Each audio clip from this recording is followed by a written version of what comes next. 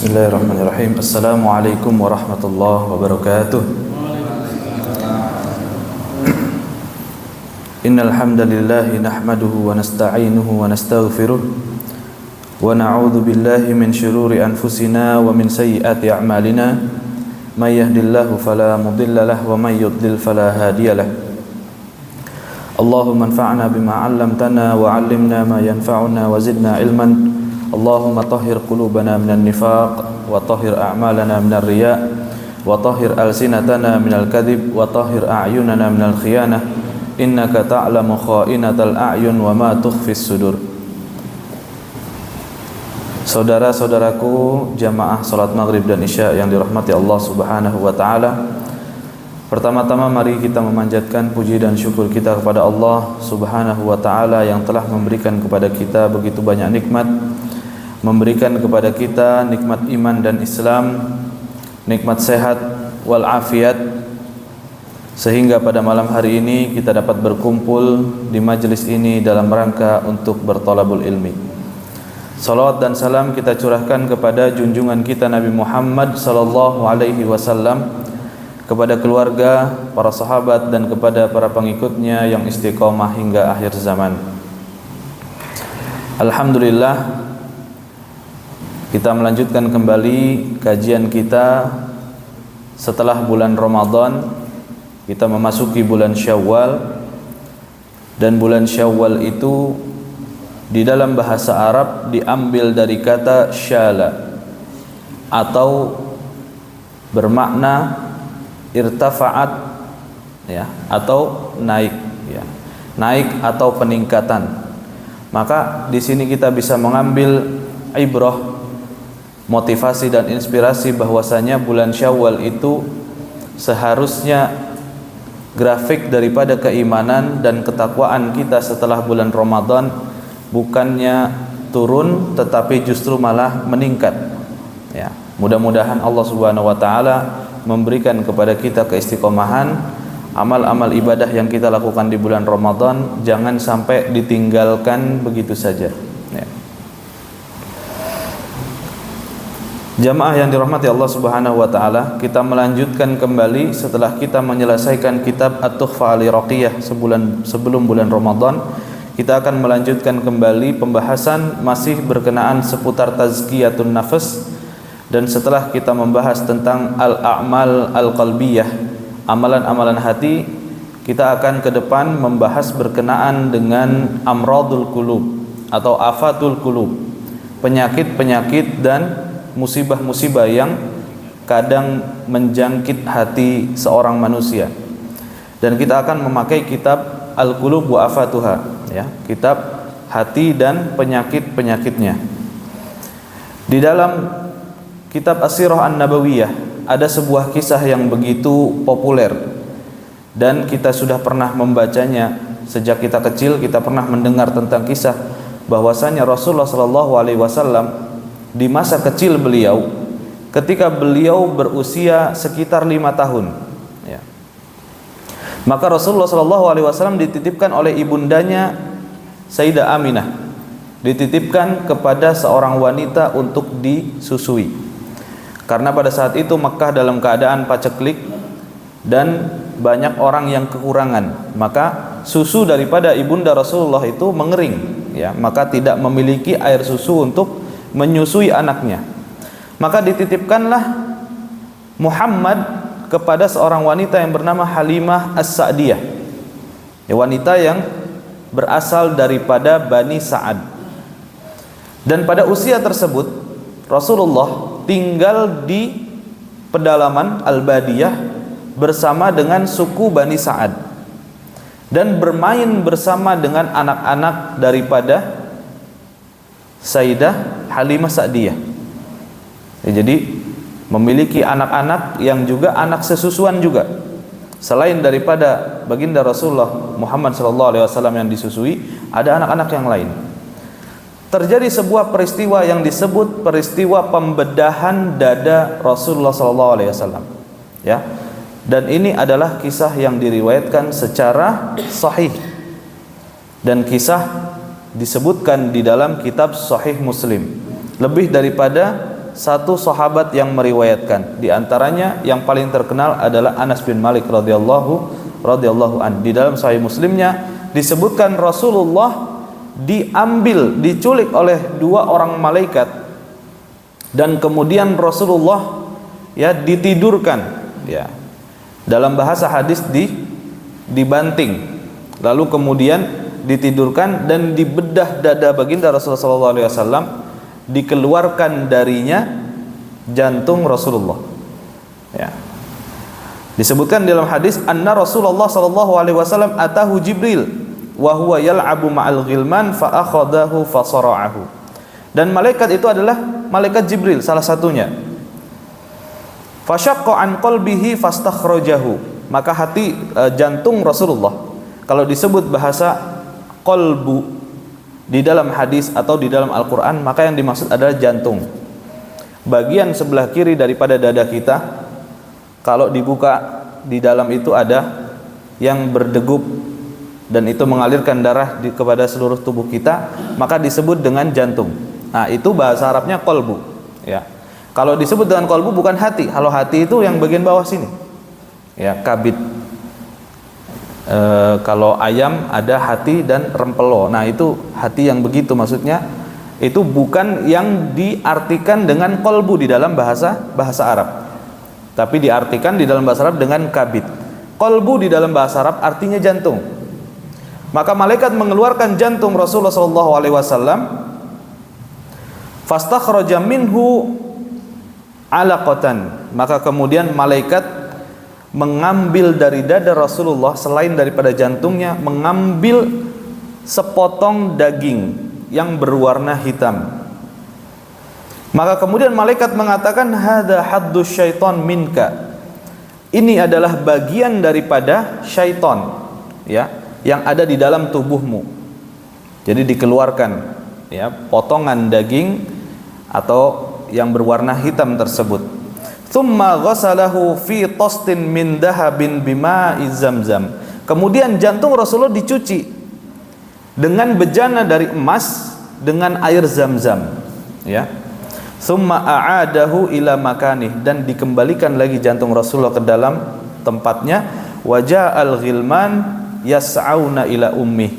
Kemudian anak kecil yang melihat kejadian tersebut, sepantaran dan sebaya Rasulullah sedang bermain dengan Rasulullah, itu kemudian berlari ketakutan dan pergi kepada ibunda Halimah Sa'diyah dan mengatakan, inna Muhammadan qad qutil. Sesungguhnya Muhammad sudah terbunuh. Kenapa? Pada pandangan matanya, dadanya sudah dibelah, jantungnya diambil dan dicuci. Tetapi ini adalah mukjizat baginda Rasulullah SAW yang menjadi kewajiban bagi kita untuk mengimaninya, bahwa Rasulullah itu dibedah dadanya, diambil jantungnya, tetapi dikembalikan dalam kondisi hidup. Nah, di sini banyak sekali orang-orang orientalis, orang-orang yang tidak suka dengan Islam, mengambil hadis ini dan mengatakan mustahil, tidak masuk akal seseorang diambil jantungnya kemudian dikembalikan masih hidup. Maka di sini menjadi poin keimanan bagi kita, apakah kita percaya bahwa Rasulullah telah terjadi ketika masa kecilnya, yaitu dibelah dadanya, diambil jantungnya. Maka para ulama membahas apa hikmah daripada kejadian tersebut. Maka di sini dikatakan oleh Syekh Sa'id Ramadan Al-Buti, walaysatil hikmatu min hadhil hadisah wallahu ta'ala istisalu ghuddati syarri fi jismi Rasulullah sallallahu alaihi wasallam. Bukan berarti bermakna bahwa ketika diambil gumpalan berwarna hitam yang dikatakan ini adalah bagian syaitan pada dirimu, itu disebut bahwa di dalam seseorang ada bagian yang bisa dikeluarkan, pembersihan secara jismiyah atau secara materi, bisa dikeluarkan bagian buruk daripada hati kita itu secara fisik, Maka sesungguhnya para ulama mengatakan itu tidak mungkin dilakukan, karena kalau bisa dilakukan, maka orang-orang di zaman sekarang akan berlomba-lomba operasi untuk menghilangkan penyakit hati atau penyakit dada, Jadi di ronsen gitu kan, mungkin bagian ada yang gelap sedikit, Oh, ini ternyata sifat-sifat jelek kamu, dioperasi, dibuang, langsung jadi orang baik, nggak mungkin. Maka kata para ulama di sini hikmahnya bukan di situ, ya. Dikatakan id law kana syarru manba'uhu ghuddatan fil jismi aw 'alaqatan fi ba'di anha'ihi lam kana an yusbiha syariru khairan bi amaliyatil jirahiyah. Seandainya keperbuatan buruk atau sifat buruk seorang manusia itu sumbernya adalah bagian yang ada di dalam tubuh ini, maka bisa jadi seseorang akan menjadi baik dengan melakukan operasi tadi, ya, dipotong bagian apa supaya kemudian menjadi orang sifatnya berubah menjadi baik. Walakin yabdu annal hikmata hiya i'lanu amri rasul wa tahayyu'ihi lil ismati wal wahyi mundu sigharihi biwasailin maddiyah. Tetapi hikmahnya ternyata Allah Subhanahu wa taala ingin menunjukkan bahwa sesungguhnya Rasulullah sallallahu alaihi wasallam disiapkan oleh Allah sejak kecilnya dan dipertunjukkan kepada kita dan diriwayatkan kepada kita hadis yang sahih tentang kejadian tersebut supaya kita semakin yakin bahwa Rasulullah itu tidak memiliki sifat-sifat yang buruk dan kemudian siap untuk menjadi seorang nabi dan rasul. Ya. Innaha idzan amaliyatun tadhir ma'nawi. Maka sesungguhnya yang terjadi pada baginda Rasulullah sallallahu alaihi wasallam adalah pembersihan hati dengan cara maknawi. Ya, jadi dengan cara maknawi. Dan hati Rasulullah benar-benar dibersihkan. Ya. Adapun yang terjadi Rasulullah dibedah dadanya, maka itu adalah hikmah dari Allah Subhanahu wa taala yang ditunjukkan kepada kita. Tetapi yang inti daripada kejadian tersebut adalah Rasulullah dibersihkan hatinya secara maknawi. Maka seorang manusia akan menjadi benar hatinya, akan menjadi bersih hatinya, yaitu dengan cara tazkiyatun nafas, yaitu mensucikan hati, mencari apa penyakit-penyakit yang ada di hatinya, kemudian diobati penyakit tersebut satu persatu. Wa ayyan kanatil hikmatu fala yanbaghi wa qad thabatal khair thubutan sahihan muhawalatal bahthi an makharij linukhrija minha hadzal hadis an dhahirihi wa haqiqatihi ila ta'wil. Banyak orang yang kemudian mentakwilkan hadis ini, berbagai macam mereka berusaha untuk memaknai hadis ini apa yang sesungguhnya terjadi, tetapi ternyata para ulama mengatakan bahwa ketika hadis itu diriwayatkan tidak memiliki makna yang lain kecuali al-haqiqah, bukan majaz. Diriwayatkan bahwa Rasulullah dibedah dadanya, maka itu adalah pembedahan sahihan jismiyan, ya, pembedahan seorang manusia dadanya secara hakikat, bukan secara majaz. Mungkin kalau dikatakan secara majaz Nabi dibedah hatinya, ya, memiliki makna tidak sesungguhnya. Ya, tetapi ternyata para ulama mengatakan hadis ini bermakna tathir, ya, maknawi, tetapi dalam bentuk pembedahan dada secara hissi, secara materi dan sesungguhnya, itu ya. Jamaah yang dirahmati Allah Subhanahu wa taala, maka kewajiban bagi kita ketika kita menjadi umat baginda Rasulullah sallallahu alaihi wasallam untuk senantiasa memperhatikan kondisi daripada hati kita. Wa kana al-qalbu mawdi'a amdarihim wa multaqa arwahihim fakanat kullu jarihatin minhu fihim tarjimu amma fi qulubihim. Dan kemudian Rasulullah sallallahu alaihi wasallam membina para sahabat itu dengan cara memperhatikan hati mereka, ya, dan tidak memperhatikan kepada amalan terlebih dahulu, ya. Terlebih dahulu mereka dibersihkan hati mereka dulu, ya, bukan langsung kemudian seseorang ketika masuk ke dalam Islam langsung diperintahkan sholat, langsung kemudian diperintahkan untuk beramal-amal yang merupakan amal zahir, ya. Yang pertama kali dibina oleh Rasulullah adalah hatinya dulu. Makanya para sahabat itu, ya, ketika fase Makkah sebelum Rasulullah SAW berhijrah, maka Rasulullah menguatkan tentang tauhid, menguatkan tentang akidah, dan mensucikan hati-hati mereka. Ya, jadi bukan fase seseorang ketika masuk ke dalam Islam langsung difokuskan untuk beramal dan ditunjukkan sebagai amalan-amalan yang zahir. Tetapi Rasulullah menunjukkan kepada kita ketika membina umat, maka di awal adalah membina hatinya dulu, ya. Falamma istadara zaman wa dha'ufal iman qallal ihtimamu 'inda aktsarin nasi bil qulub. Ketika zaman semakin jauh berlalu, ya, daripada generasi salafun salih, maka orang-orang semakin tidak begitu memperhatikan tentang masalah hati, ya. Dan iman kemudian semakin lemah. Maka manusia semakin banyak disibukkan dengan amalan-amalan jawarih, amalan-amalan tubuh, ya. Salat, lalu kemudian segala sesuatu yang kemudian bisa dipandang, ya. Haji, umroh. Nah, makanya ketika kita melihat sekarang banyak sekali orang-orang, ya, di media sosial, bagaimana ditampakkan di media sosial begitu seperti orang yang soleh, berangkat umroh, berangkat haji, ya. Kalau menjadi imam, masya Allah suaranya bagus, tetapi ketika ditelisik dengan kehidupan realita, kita berjumpa dengan dia dan kemudian bermuamalah dengan dia, ternyata tidak sama dengan apa yang digambarkan di media sosialnya. Maka seperti itulah gambaran ketika orang-orang tidak lagi memperdulikan tentang masalah hati, maka orang-orang akan sibuk dengan amalan-amalan yang sifatnya ditampakkan dan ditampilkan, ya.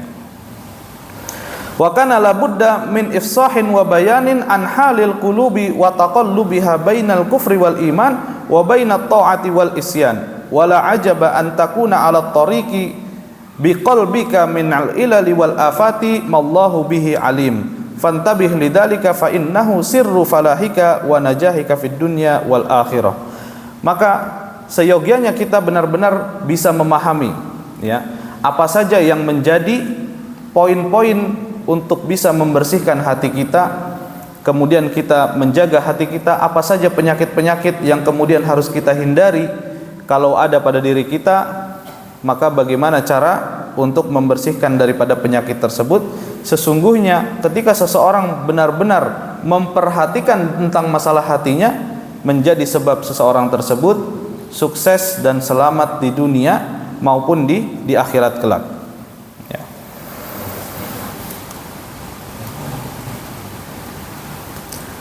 Jamaah yang dirahmati Allah Subhanahu wa taala, ada beberapa sebab mengapa kita harus membersihkan hati kita. Kenapa kita benar-benar harus memperhatikan tentang masalah hati kita? Yang pertama, annallaha ta'ala amara bitathhiril qalbi. Sesungguhnya Allah memerintahkan kepada kita untuk membersihkan hati kita, ya. Sebagaimana disebutkan di dalam surat Al-Jumu'ah bahwasanya Rasulullah di awal dakwah beliau itu senantiasa memperhatikan bagaimana hati-hati manusia. Membersihkan hati manusia menjadi salah satu tugas dakwah beliau, ya. Allah Subhanahu wa taala berfirman, "Huwallazi ba'atsa fil ummiyina rasulan minhum yatlu 'alaihim ayatihi wa yuzakkihim wa yu'allimuhumul kitaba wal hikmah." Dialah Allah yang mengutus, ya, pada orang-orang yang ummi, orang-orang yang tidak bisa membaca dan menulis, seorang rasul dari golongan mereka yang kemudian membacakan kepada mereka ayat-ayat Allah Subhanahu wa taala, wa yuzakkihim, dan membersihkan hati mereka, wa yu'allimuhumul kitaba wal hikmah, kemudian mengajarkan kepada mereka Al-Qur'an dan hikmah. Maka di sini ketika Rasulullah diutus, apa yang dilakukan oleh Rasulullah? Yaitu mentazkiyah, mensucikan hati daripada para sahabat di awal-awal mereka masuk ke dalam Islam, ya. Bukan langsung kemudian diajarin Al-Qur'an. Betul, diajarin Al-Qur'an, tetapi dengan memperhatikan pada awal-awal masa fase keislaman mereka, membersihkan hati mereka. Supaya apa? Supaya kemudian Islam bisa masuk dan meresap menjadi buah keimanan di dalam hati. Kita melihat banyak orang-orang yang di zaman sekarang, kalau dalam pandangan kita adalah orang-orang yang baik, orang-orang yang tampak melaksanakan amal-amal soleh. Tapi kalau kita kasih nasihat, ternyata hatinya begitu keras, ya. Maka di sini digambarkan kalau di zaman tersebut Rasulullah tidak memperhatikan hati para sahabat sebelum kemudian mengajak mereka kepada amal-amal ibadah yang lain, maka akan terasa sulit, ya. Akan terjadi benturan yang begitu dahsyat, ya. Maka tazkiyatun nafas itu begitu penting dan merupakan salah satu tugas daripada kenabian.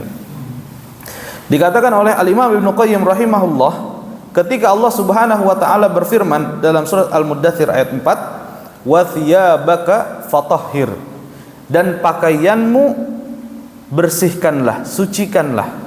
Maka di sini jumhurul mufassirin, kebanyakan para ahli tafsir mengatakan, dan pakaianmu bersihkanlah. Pakaian itu bermakna dan hatimu bersihkanlah, ya. Jadi perintah dalam surat Al-Muddatsir ayat 1 sampai 5, ya ayyuhal muddatsir qum fa'anzir wa rabbaka fakabbir wa thiyabaka fatahhir, adalah ayat yang memerintahkan Rasulullah untuk berdakwah secara luas, ya. Maka dengan ayat ini Rasulullah kemudian bangkit dan berdakwah kepada kalangan yang lebih luas, di luar keluarga beliau, ya, di luar anak dan istri beliau. Orang-orang kafir Quraisy, di awal-awal Rasulullah menerima wahyu, beliau menjadi seorang nabi dan beliau tidak berdakwah secara luas. Ketika turun ayat surat Al-Muddatsir ayat 1 sampai 5, maka disinilah Rasulullah mulai untuk berdakwah secara terang-terangan, ya. Maka di situ perintahnya wa thiyabaka fatahhir, dan hatimu bersihkanlah, ya, bukan pakaian secara zat, tetapi thiyabaka bermakna qalbaka, ya, hatimu bersihkanlah. Kemudian yang kedua, atharu hadzal qalbi fi hayatil insan fahuwa muwajjahun wa mukhattatun wal a'dha'u wal jawarihu hiya al munaffid. Sesungguhnya bahwa hati ini adalah merupakan pemimpin daripada diri kita, ya. Apa yang dilakukan oleh anggota tubuh kita merupakan cerminan apa yang ada di dalam hati kita, ya. Maka kalau hati itu benar, yang dilakukan oleh anggota tubuh juga benar. Kalau hati itu sudah kotor, hati itu sudah rusak, maka yang dilakukan oleh anggota tubuh tidak akan keluar kecuali perbuatan buruk dan kerusakan juga. Karenanya di dalam hadis diriwayatkan oleh An-Nu'man ibn Bashir, beliau mendengar Rasulullah bersabda, ala wa inna fil jasadi mudghah, ala wa inna fil jasadi mudghah, sesungguhnya di dalam tubuh kita itu ada segumpal darah. Idza saluhat saluhal jasadu kulluh, idza salahat salahal jasadu kulluh. Kalau segumpal darah itu benar, segumpal darah itu baik, maka seluruh anggota tubuh akan menjadi baik. Wa idza fasadat fasadal jasadu kulluh. Kalau dia rusak, kalau dia melenceng, maka seluruh anggota tubuh akan melenceng. Ala wahiya al-qalbu, dan itu adalah hati. Kalau disebut al-qalbu di dalam hadis atau di dalam Al-Qur'an, maka memiliki dua makna.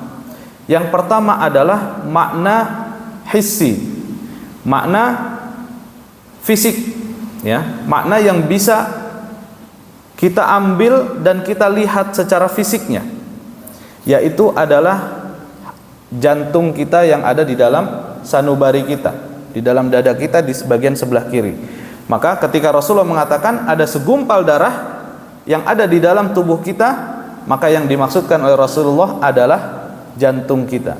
Tetapi ketika disebutkan di tempat yang lain, yang itu tidak menunjukkan kepada benda fisik, maka qalbu bermakna akal, ya.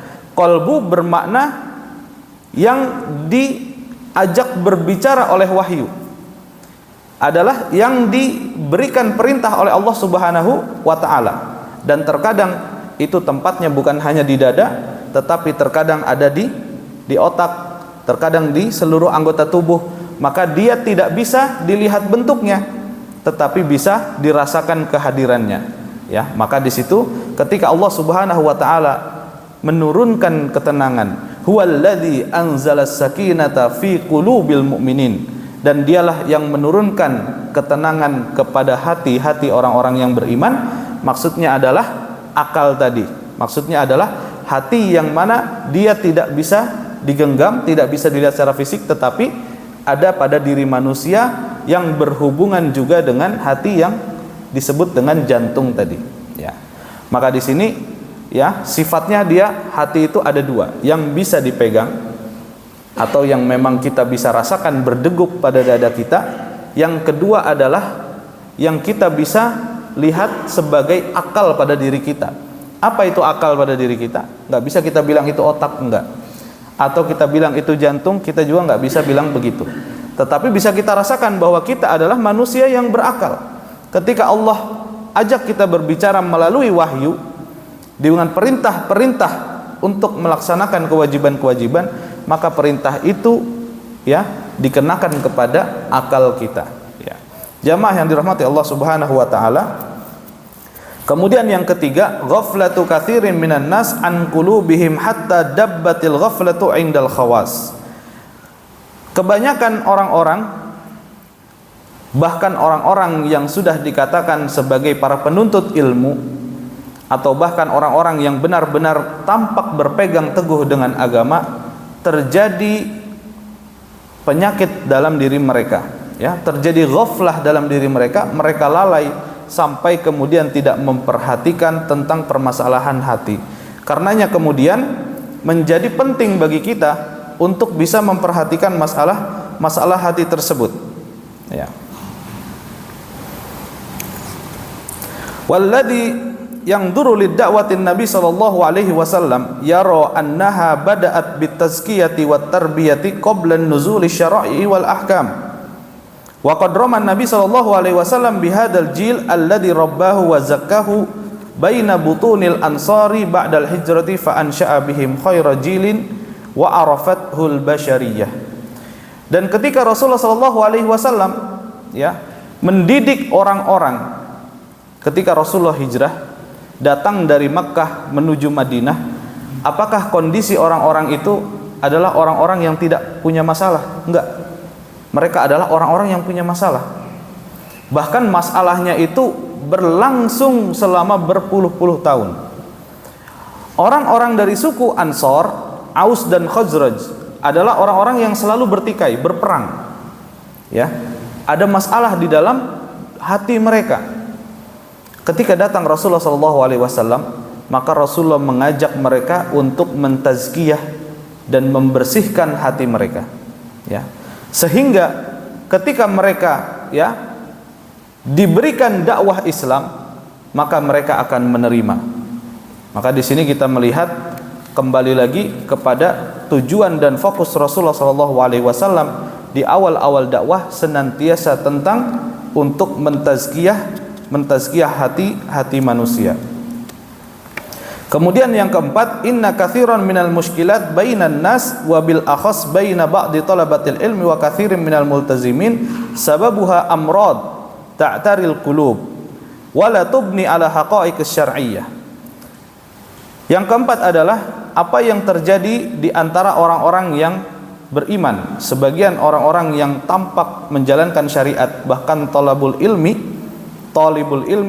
mereka terkadang terjadi perdebatan di antara mereka, ya, dan perdebatan yang tidak berkesudahan. Kalau kita buka media sosial, fulan berdebat dengan fulan, ada lagi Ustadz A berdebat dengan Ustadz B, dan seterusnya dan seterusnya. Maka dikatakan oleh beliau, sebabnya adalah bukan sebab syar'i, bukan sebab yang benar-benar dibenarkan oleh syariat. Sebab utamanya adalah apa? Penyakit yang ada di dalam hati. Kadang satu orang iri dengan orang yang lain, ya, karena mungkin jamaahnya ada yang lebih banyak, kadang mungkin salah satunya lebih terkenal maka ini menjadi penyakit hati yang kemudian memunculkan perdebatan. Ya. Kalau di kalangan bawah mungkin wajar ya. Karena apa? Kalangan bawah mungkin tidak begitu memperhatikan. Ya, dari kadar keilmuan tidak sampai tinggi.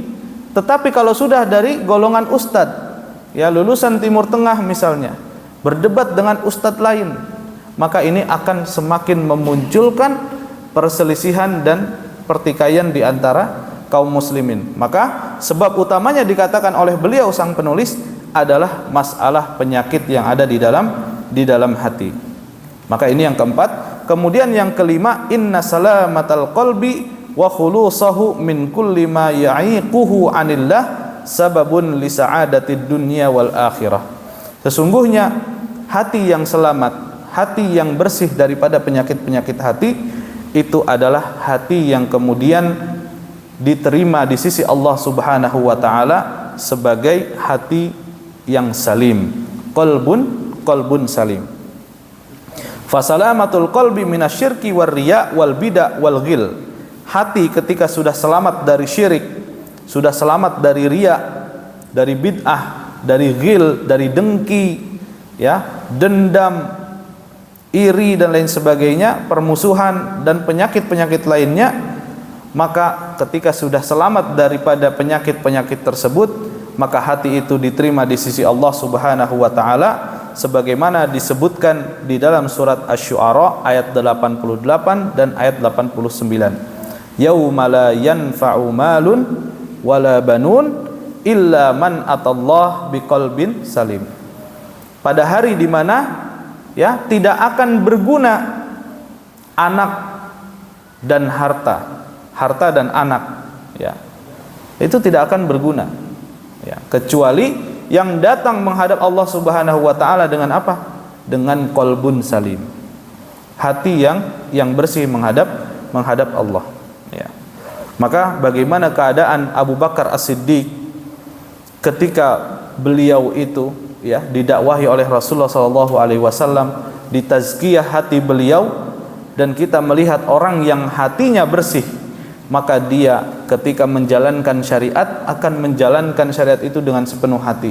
Menjalankan amal ibadah itu akan dilakukan tidak setengah-setengah. Ya. Abu Bakar As-Siddiq dikisahkan ketika Umar ibn al-Khattab, disebutkan wa an Umar ibn al-Khattab annahu qala amarna Rasulullah sallallahu alaihi wasallam yauman an natasaddaqa fawafaqa dzalika malan 'indi. Suatu ketika Umar bin Khattab diperintahkan oleh Rasulullah sallallahu alaihi wasallam untuk bersedekah. Maka Umar bin Khattab mengatakan, "Alhamdulillah, aku punya harta." Dan kemudian pergi untuk menuju Rasulullah sallallahu alaihi wasallam. Kemudian beliau mengatakan, "Faqultu al-yauma asbiqu Abu Bakar in sabaqtuhu yauman." Maka mudah-mudahan pada hari ini aku bisa mengalahkan Abu Bakar dalam perkara sedekah ini, ya. Faji'tu binisfi mali. Maka Umar mengatakan, aku datang dengan membawa setengah daripada hartaku. Faqala Rasulullah bertanya kepada Umar, ma abqaita li ahlik, apa yang kamu sisakan untuk keluargamu? Maka Umar berkata, mithlahu, seperti ini ya Rasulullah. Berarti setengahnya disedekahkan seperti ini untuk keluarganya. Setengah dari hartanya beliau sedekahkan. Qala wa ata Abu Bakrin bi kulli ma indah. Kemudian datang Abu Bakar dan membawa seluruh apa yang dia punya. Faqala lahu Rasulullah ma abqaita li ahlik. Rasulullah bertanya kepada Abu Bakar, apa yang kamu sisakan untuk keluargamu wahai Abu Bakar? Maka beliau berkata, abqaitu lahumullahu wa rasulah. Aku meninggalkan dan menyisakan kepada mereka Allah dan Rasulnya. Jadi seluruh hartanya dikasihkan kepada Rasulullah. Maka Umar berkata, la usabikuka ila syai'in abadan. Aku tidak akan pernah berusaha berlomba denganmu sampai kapanpun wahai Abu Bakar. Nyerah dia. Karena apa? Karena ternyata keimanan Abu Bakar lebih tinggi daripada keimanan Umar. Tawakalnya Abu Bakar lebih tinggi daripada Umar. Kesucian hati Abu Bakar lebih tinggi daripada kesucian hatinya Umar. Ya. Maka di sini menjadi penting bagi kita wa ahammiyatu ma'rifatis sayri ilallahi azza wajal wa islahil qalbi wal maqasidi wal a'mal. Kita harus benar-benar memahami bagaimana jalan ya untuk menuju Allah Subhanahu wa taala, yang diantaranya adalah dengan cara membersihkan hati kita ya, dan kita benar-benar faham bagaimana membangun amalan-amal ibadah yang kita lakukan dalam kehidupan kita ini dengan hati yang bersih. Orang ketika melakukan ibadah dengan hati yang tidak bersih, maka jangankan amal ibadah yang besar, kewajiban kita sehari-hari saja, misalkan sholat misalnya, orang yang hatinya bersih dengan yang hatinya ada penyakit, maka akan berbeda jauh. Ketika dia takbiratul ihram ya, seseorang yang hatinya bersih akan berfokus kepada Allah Subhanahu wa taala. Kalau yang hatinya ada penyakit, mungkin repot ya. Mengarahkan hatinya supaya lebih khusyuk akan lebih berat lagi. Terkadang dia akan ingat dengan fulan ya, ada masalah dengan fulan. Terkadang ingat di rumah ya sedang cekcok dengan istri, atau dia punya dendam pribadi ya, dan lain sebagainya. Atau sepele saja, cinta kepada dunia misalnya ya, maka dia akan datang sholat takbiratul ihram Allahu akbar, dia ingat pasar, dia ingat tokonya ditinggal ya, dia ingat ada pelanggan yang belum dilayani dan lain sebagainya. Maka ini ya membutuhkan mumarasah, membutuhkan tadrib, latihan, supaya bagaimana hati kita ya semakin bersih ketika kita melaksanakan amal-amal ibadah kepada Allah Subhanahu wa taala. Jamaah yang dirahmati Allah Subhanahu wa taala, dikisahkan di dalam sejarah bahwasanya ada seseorang yang menampakkan dirinya sebagai orang yang soleh, sebagai orang yang baik ya. Dan di sini kita melihat orang-orang yang terfokus kepada tazkiyatun nafas. Kita melihat banyak juga bukan orang-orang yang lurus di dalam pemahaman akidahnya. Banyak orang-orang yang tidak benar ya. Ketika membahas tentang masalah tazkiyatun nafas, ternyata banyak sekali cerita-cerita khurafat yang disampaikan. Banyak sekali kisah-kisah yang tidak masuk akal ya, bisa terbanglah, bisa sholat Jumat di Mekah dan lain sebagainya. Maka hendaknya kita juga berhati-hati. Dan ini terjadi di zaman Al-Imam As-Sufyan As-Sawri ya. Bahkan dikisahkan ada seseorang yang bernama Amr bin Abid, seorang imam yang memiliki pemahaman Al-Qadariyah ya. Dia tidak percaya dengan takdir, tidak percaya dengan ketetapan dari Allah Subhanahu wa taala. Dan firqah Qadariyah itu sudah difatwakan sebagai firqah yang menyeleweng ya. Tetapi ternyata Amr bin Abid adalah seorang yang zuhud ya, orang yang wara', ahli ibadah, dan dia baik antar sesama manusia. Hatinya begitu lembut. Bahkan sampai Al-Imam Sufyan Ats-Tsauri, seorang imam dalam bidang hadis ya, beliau sampai terkesima dan hampir saja mengikuti jalannya Amr bin Abid ya. Maka dikatakan di sini, waduh, waktunya habis ya. Baik, jamaah yang dirahmati Allah Subhanahu wa taala, mudah-mudahan apa yang sudah kita pelajari pada kesempatan hari ini diberikan keberkahan oleh Allah Subhanahu wa taala. Allah memberikan taufik kepada kita untuk bisa mengamalkan apa yang sudah kita pelajari. Wallahu al-muwaffiq ila aqwamit thoriq. Kita akhiri dengan hamdalah dan doa kafaratul majlis. Alhamdulillahirabbil alamin. Subhanakallahumma wa bihamdika asyhadu an la ilaha illa anta astaghfiruka wa atubu ilaik. Wassalamualaikum warahmatullahi wabarakatuh.